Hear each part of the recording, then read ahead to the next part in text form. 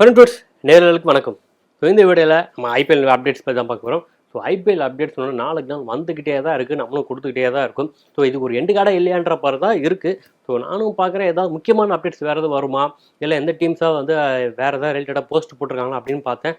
So எந்த டீம்ஸுக்கும் post ரிலேட்டடாக எதுவுமே பண்ணல. ஆனால் ஒரே ஒரு விஷயத்தை தவிர, ஸோ ஆர்சிபி வர்சஸ் சிஎஸ்கே, அந்த ஆர்சிபி போட்ட அந்த ஒரு ட்வீட், ஸோ அதுதான் வந்து இப்போ வரைக்கும் சோஷியல் மீடியாவில் ரொம்ப புதாகரமாக போயிட்டுருக்குன்னு தான் உண்மை. ஸோ அதை ஏன் அப்படி பண்ணாங்கன்னு எனக்கும் தெரியல. லாஸ்ட் வீட்டில் தெளிவாக சொல்லியிருந்தேன். ஸோ இருந்தாலும் இப்போது எல்லாருமே பேசிகிட்டு இருக்க விஷயம் என்ன பார்த்தீங்கன்னா, இது வந்து பிளான் பண்ணி தான் பண்ணிட்டு இருக்காங்க. ஆர்சிபி ஏன் இந்த மாதிரி விஷயத்தை வந்து கையில் எடுக்கிறாங்களே, ஒரு மெச்சூர்டான ஒரு பெரிய டீமு, ஸோ அதுவும் தேர்ட் பிளேஸில் இருக்கிற ஃபேன் ஃபாலோவர் டீமு, அவங்க ஏன் இந்த மாதிரி ஒரு சில்லித்தனமான விஷயங்கள்லாம் பண்ணணும்னு சொல்லிட்டு கேட்டுட்டு இருக்காங்க. ஸோ இதை வந்து ஆல்ரெடி நான் சொன்னது தான், இருந்தாலும் இப்போது நிறையா பேர் கேட்டுக்கிட்டு இருக்காங்க.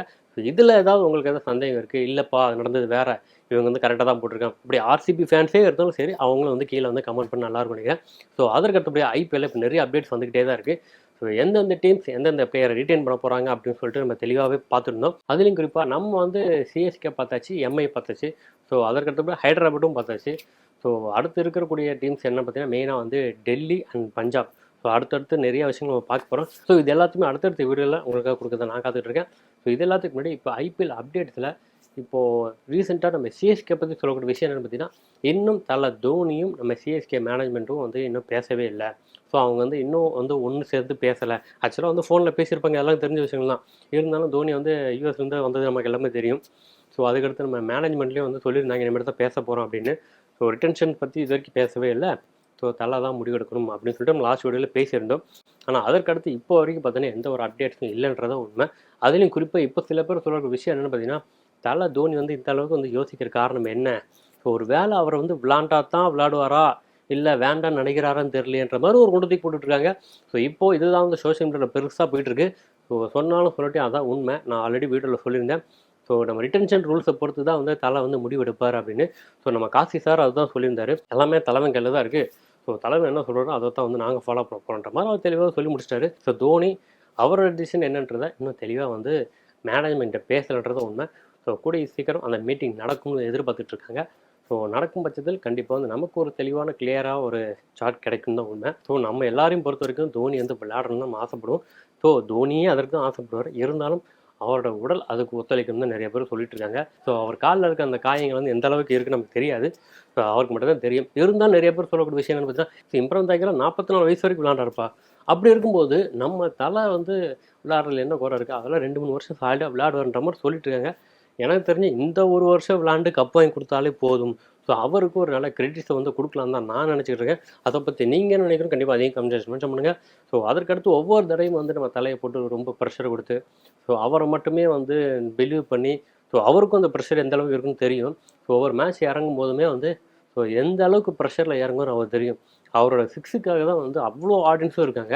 ஸோ சிக்ஸுன்றதுக்காண்டி ஈஸியாக கிடச்சிடாது, அதுவும் அவருக்கு தெரியும். ஸோ போலர்ஸ் வந்து காமனாக வந்து தூக்கிலாம் போட மாட்டாங்க. இப்போ இருக்க போலர்ஸ், அதுவும் யங்ஸ்டர் போலர்ஸில் எந்த அளவுக்கு எவ்வளோ அக்ரெசிவாக இருக்குன்னு நம்ம எல்லாருக்குமே தெரியும். ஸோ அவர் மேலே பரிதாபப்பட போகிறது கிடையாது. அவர் விக்கெட் எடுக்கணும்னு அவங்களும் போடுவாங்க. ஸோ இது எல்லாத்தையும் தாண்டி அவர் சிக்ஸ் அடிக்கிறது சாதாரண விஷயமே இல்லை. ஸோ அதற்கு அவரோட உடல் தொகுதி, ஸோ அவருக்கு அவரை பற்றி தெரியணும்ப்பா. ஸோ அவருக்கு அவர் மேலே கான்ஃபிடென்ட் இருந்தால் கண்டிப்பாக விளையாடும். இதுதான் ஃபேக்ட்டு. ஸோ இப்போ இருக்கிற சுச்சுவேஷனில் நம்ம தலை தோனி எந்த அளவுக்கு வந்து அவர் மேலே நம்பிக்கை வச்சு உள்ளே இறங்க போகிறாருன்னு தெரில. என்னை பொறுத்தவரைக்கும் கண்டிப்பாக இந்த வருஷம் விளையாடணும் தான் எனக்கு தோணுது. இருந்தாலும் சில பேர் சொல்லக்கூடிய விஷயங்கள் வந்து இல்லை, அவரால் வந்து பழைய மாதிரி விளையாட முடியாதுன்னு தோணுதா என்னன்னு தெரில. ஸோ அவர் அதை தான் யோசிச்சுட்டு இருக்காரு. மேபி வந்து அன்கேப்டு பிளேயரில் வந்து அவரை இல்லாமல் கூட இருக்கலாம். அவர் டீம்லேயே இல்லாமல் கூட வந்து ரிட்டைர்மெண்ட் அறிவிக்கலாம். ஸோ எதுவுமே நம்ம கையில் இல்லைன்ற மாதிரி திரும்பவும் கொண்டு தூக்கி போட்டுருக்காங்க. ஸோ எனக்கு தெரிஞ்சு இது வந்து ரூமராக தான் இருக்கணும். ஸோ அதை பற்றி உங்களுக்கு ஏதாவது விஷயம் தெரிஞ்சால் கண்டிப்பாக அதே கமெண்ட் செக்ஷன் மென்ஷன் பண்ணுங்கள். ஸோ இதுக்கு முன்னாடி பல வீடியோஸ் நம்ம சொல்லியிருக்கோம்னு நினைக்கிறேன். ரீசெண்டாக தோனி கிட்ட நடந்த ஒரு இன்டர்வியூவில் வந்து கேட்டிருந்தாங்க, ஸோ எப்படி சேர்ந்த வருஷம் விளையாடுவீங்களா அப்படின்னு. அதுக்கு தலா வந்து தெளிவாக சொல்லியிருந்தார். ஸோ ரிட்டன்ஷன் ரூல்ஸ் வந்த பிறகு தான் நாங்கள் முடிவு எடுப்போம்.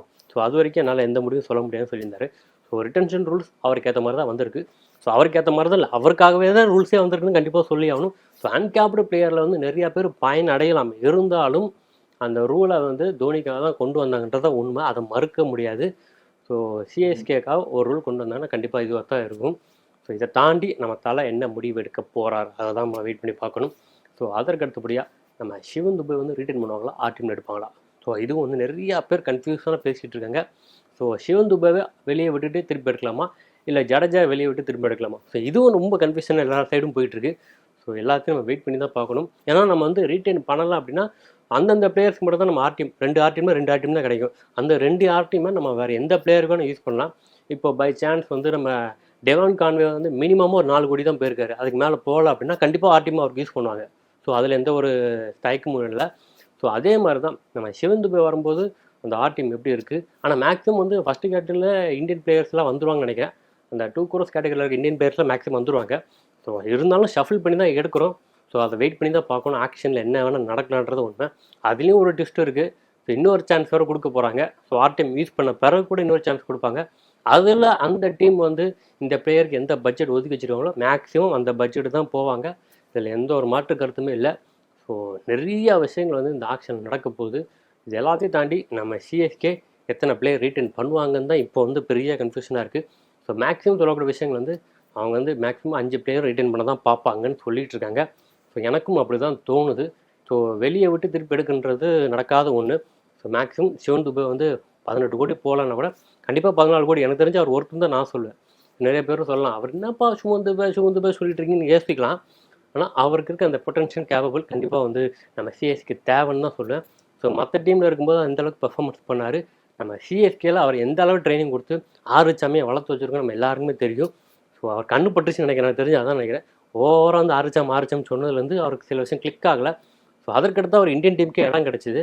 ஸோ இவ்வளோ விஷயம் போயிட்டு இருக்கும்போது இது எல்லாத்தையும் தாண்டி நம்ம சிஎஸ்கே மேனேஜ்மெண்ட் அண்ட் நம்ம தலை தோனி என்ன முடிவு எடுக்க போகிறாங்க. இதில் ருத்துராஜ் பங்களிப்பு கண்டிப்பாக இருக்கும். ஆஸ் ஏ கேப்டன் அவர்கிட்ட நிறையா டிஸ்கஷன் கண்டிப்பாக நடக்கும். ஸோ அவரோட பங்களிப்பையும் டீமுக்கு கொடுக்கணும்னு சொல்லிட்டு அவரும் யோசிச்சு வச்சுருப்பாரு. ஸோ எப்படி பார்த்தாலும் ஒரு பெரிய டிஸ்கஷன் இருக்குது. ஸோ அதற்கு அடுத்து தான் நம்ம இந்த மாதம் எண்டில் வந்து நமக்கு தெளிவான ஒரு ரிட்டைன்டு பிளேயர் லிஸ்ட்டு கிடைக்கும். ஸோ அது வரைக்கும் வெயிட் பண்ணி தான் பார்க்கணும். அது வரைக்கும் நம்ம சோஷியல் மீடியா இப்போ மாற்றி பேசிகிட்டே இருக்க வேண்டியது வேறு வழியில் அப்படி தான் போயிட்டுருக்கு. என்ன பண்ண சொல்கிறீங்க? ஸோ இதில் ஏதாவது உங்களுக்கு தெளிவான சார்ட் இருக்குது, இல்லை இதுதான் இப்போ நடக்கும் அப்படின்னு தெரிஞ்சால் கண்டிப்பாக அதிகம் கமெண்ட் மென்ஷன் பண்ணுங்கள். ஸோ இதை தாண்டி அடுத்தடுத்து இன்னும் நிறைய விஷயம் நடந்துகிட்டு இருக்குது. இப்போ மும்பை இந்தியன்ஸில் ரோஹித் சர்மா இருப்பாரா மாட்டாரா, அதுக்கடுத்து கேஎல் ராகுல் வந்து எல்எஸ்சிலேருந்து வருவாரா, அவர் ஆர்சிபி போக போகிறாரா, இன்னும் நிறைய விஷயங்கள் போயிட்டு தான் இருக்குது. ஸோ அந்த ஒரு விஷயம் தான் எனக்கு கன்ஃபியூஷனாக இருக்குது. ஸோ இந்த மாதிரி பிளேயர்ஸ் வந்து நம்ம ஆக்ஷனில் விட்டு ஒருத்தர் எடுத்துட முடியுமானா கண்டிப்பாக வந்து டவுட்டு தான். ஸோ அதுவும் ஒரு இந்தியன் கேப்டு பிளேயர்ன்ற போது கண்டிப்பாக வந்து அதுவும் ஒரு கேப்டன்சி கேப்பபிலிட்டி இருக்க ஒரு பிளேயர் வந்து இந்த மாதிரி விட்டுட்டு இன்னொருத்த டீம் ஈஸியாக எடுத்துருவாங்கன்னா அதுக்கு மற்ற டீம் விட்டுருவாங்களா, அதையும் நம்ம யோசிச்சு தான் பார்க்கணும். ஸோ என்ன தான் பண்ணுறதுன்னு தெரியலன்றதான் உண்மை. ஸோ ரீட்டைன்டு பிளேயர் லிஸ்ட்டை வந்து அறிவித்த பிறகு தான் நமக்கு தெளிவான சார்ட் கிடைக்கும். ஸோ அது வரைக்கும் நான் அஸ் யூஷுவல் சொன்ன மாதிரி தான் எந்த ஒரு கிளாரிட்டியே இல்லாமல் நம்ம மாற்றி பேசிகிட்டே இருக்க தான் போகிறோம். ஸோ இதில் வந்து நிறையா பேர் நம்பகத்தனமாக சொல்லக்கூடிய விஷயம் என்ன பார்த்தீங்கன்னா மேக்ஸிமம் இந்த மாதம் வந்து ரிட்டைன் பிளே லிஸ்ட்டு சொன்னோன்னா டேட் அறிவிச்சிருவாங்க. எனக்கு வந்து டேட்டில் அறிவிச்சிட்டாங்க நினைக்கிறேன். அதற்கு அடுத்த மாதம் 30ஆம் தேதி வந்து நம்ம வெளிநாட்டில் துபாய் இல்லை வேறு ஏதாவது கூட கண்ட்ரியில் கூட இருக்கலாம்னு சொல்லிட்டு இருக்காங்க. ஸோ வெயிட் பண்ணி தான் பார்க்கணும். ஸோ நம்ம இந்தியாவில் பொறுத்த வரைக்கும் ஐபிஎலுக்கு எந்த அளவுக்கு வந்து ஃபேம் இருக்குது எல்லாருக்குமே தெரியும். ஸோ மேட்சஸ் அங்கே போய் நடத்த முடியாது கூட இந்த மாதிரி ஆக்ஷன் வந்து அங்கே கொண்டு போய் நடத்த முடியுமா, அங்கே சில பேர் அங்கே அட்டென்ஷன் கிரியேட் பண்ணலாம். ஸோ அதன் மூலமாக அங்கேயும் வந்து ஒரு வியூவர்ஸை கொண்டு வரலான்றதான் பிளான். ஸோ நல்ல விஷயங்கள் தான். ஸோ வெயிட் பண்ணி பார்ப்போம் எந்த வென்யூன்றது கூடிய சீக்கிரமாக வந்துடும். ஸோ அதற்கு அடுத்தபடியாக நம்ம முன்னாடி சொன்ன மாதிரி தான் இந்த தோனி அண்டு கோலி அந்த ஆர்சிபி சிஎஸ்கே இஷ்யூ வந்து போயிட்டு தான் இருக்குது. ஸோ இதில் வந்து பேசுகிறதுக்கு ஒன்றுமே இல்லை. அவங்க வந்து ட்வீட் போட்டாங்க. ஸோ அதை பின்னாடி நிறைய விஷயங்கள் இருக்கலாம். ஸோ அதுக்காக நம்ம ஃபேன்ஸ் எல்லாம் வந்துக்கிட்டு ஆர்சிபி நீங்கள் பெரிய பருப்பா அப்படின்றதும் யாருக்கும் அவங்க வந்து நம்மளை பார்த்து கேட்குறதும் ஸோ இது தேவையில்லாத விஷயங்கள் தான். ஸோ கோலி எல்லாருக்கும் சொன்ன மாதிரி தான் கோலியும் ஒரு நல்ல ஒரு பேட்டர் தான், ஒரு நல்ல குவாலிஃபையான ஒரு பிளேயர். ஸோ அதற்கு தோனி தான் காரணம்னு அவரே சொல்லியிருக்காரு. ஸோ நமக்குள்ளே வந்து பிரச்சனைகள் வேண்டான்றதான் நான் திரும்ப சொல்கிற ஒரே விஷயங்கள். ஸோ இது சம்மந்தமாக இது ரிலேட்டடாக வேறு ஏதாவது விஷயம் இருந்தால் கண்டிப்பாக வந்து கமெண்ட் செக்ஷன் மென்ஷன் பண்ணுங்கள். ஸோ இந்த மாதிரி நிறைய அப்டேட்ஸ் வந்துகிட்டே தான் இருக்குது. அடுத்த வீடியோவில் கொடுக்குறக்காக நான் வெயிட் பண்ணிட்டு இருக்கேன். இந்த வீடியோ இதோட முடிச்சுக்கிறேன். மீண்டும் அடுத்த வீடியோவில் உங்களுக்கு சந்திக்கிறேன். அதுவரை உங்களிடம் விடுபடுறது சண்முகம்.